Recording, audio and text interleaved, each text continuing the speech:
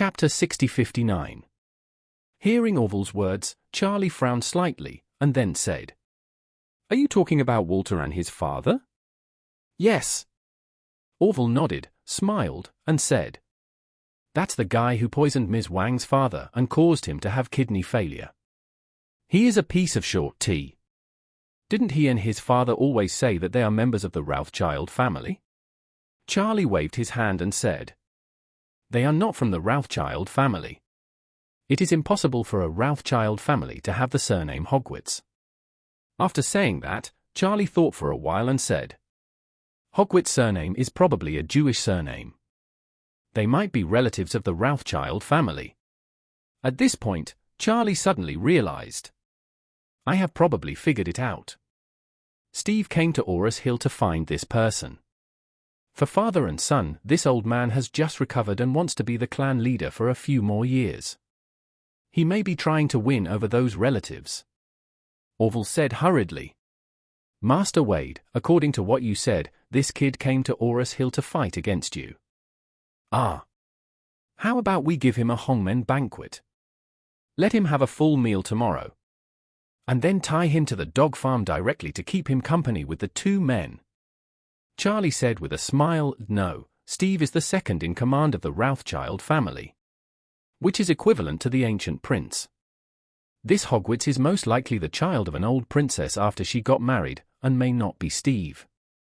As a biological sister, this relative is far away.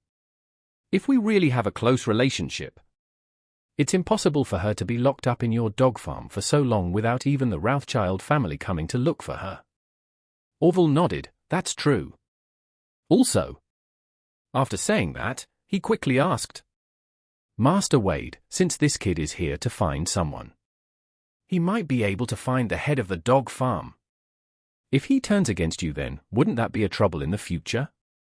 Charlie said with a smile, "Every dog you raise in the dog farm counts. Even if you lend all their eggs to Steve, he won't dare to fall out with me." After saying that, Charlie's expression became serious and said, "Well, since they are here, let's not pretend to be stupid and cowardly in front of them. Just prepare a business car that can't be seen from the inside. During dinner tomorrow I will ask Steve. If he really comes to see the father and son, get him in the car directly after dinner. Take him to visit the dog farm, and let him meet Walter and his father by the way. I see how he reacts." Orville nodded heavily without thinking. "Sure." The commercial vehicles used by several underground casinos under me to pick up and drop off guests are all from the back row and cannot be seen from outside. When the time comes, I will have someone prepare one vehicle. "Okay." Charlie smiled slightly and asked, "What is Master Mateo doing?" Aveldao said, "Master Mateo is teaching everyone martial arts in the hall." Charlie nodded and said to him, "Go and tell Master Mateo that I'll be waiting for him in the general manager's office." "Okay." Orville said, "Master Wade, please come to the office first, and I'll inform Master Hong immediately. Champs Ellis's hot spring hotel design. There are hundreds of rooms, which can accommodate thousands of guests and hundreds of employees. Now it is no longer open to the public and only serves a few hundred martial arts students and supporting service personnel. So most of the rooms and venues are empty." Charlie sat in the general manager's office for a while. Mateo, who was wearing a tang suit, quickly came to the door.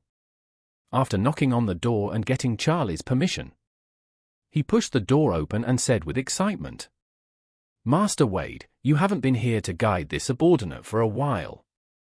Charlie was slightly surprised and then joked, "Master Mateo returned to China not long ago. But I didn't expect that you would learn the domestic scenes very quickly." No. Mateo waved his hand quickly and said seriously, "Master Wade, in the opinion of the subordinates, you have extraordinary talents.